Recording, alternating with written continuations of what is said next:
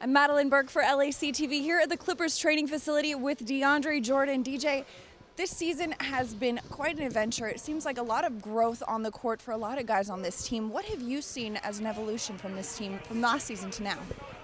I just see us all growing together. Every time somebody's down, the next guy in line has picked it up tremendously, and everybody's always ready to play, and I feel like that's what the team's all about. Coming into this season from day one, Doc has pointed out you saying this guy is a guy that should be Defensive Player of the Year. Now we're at a point in the season where you're in the talks for that and you're being considered.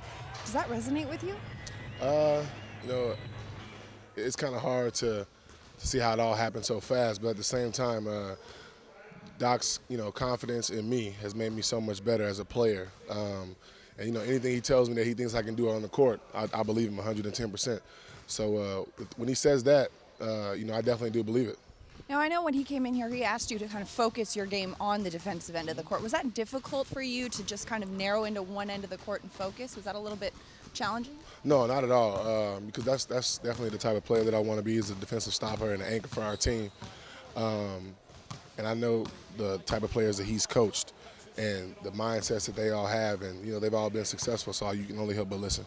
We've seen your development on the court, but how do you feel that you've grown off of the court as well? I feel like I've grown, a lot this season. With the vets that we have in, the new coaching, the new system that we have has helped me out a lot to be more, ready throughout the season. I've always been, prepared my previous 5 seasons, but the 6th season, this has been a lot different for me, and it's great. Now, you and Blake have played together since his day one. You guys are the longest tenured Clippers here on this team. And not only are you teammates, but you guys are pretty good friends too. I mean, how much have you seen his growth as not only a player, but also a leader of this team? He's grown a lot, man. He's definitely improved offensively and defensively for our team. And, with Chris, Blake and Chris are our MVPs, but I feel like Blake really stepped it up when Chris went down. After that Dallas game, Blake knew that he had to be more of a vocal leader.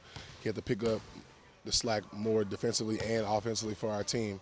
And, now it's just carrying over as Chris came back. You guys have had a few injuries this season, but also been able to fight through it because of the resiliency of this team and also different guys stepping up in different roles, guys like Darren, guys like Jamal. Does Jamal having another 6-man year? I think that Jamal is the 6th man of the year, no question. No question.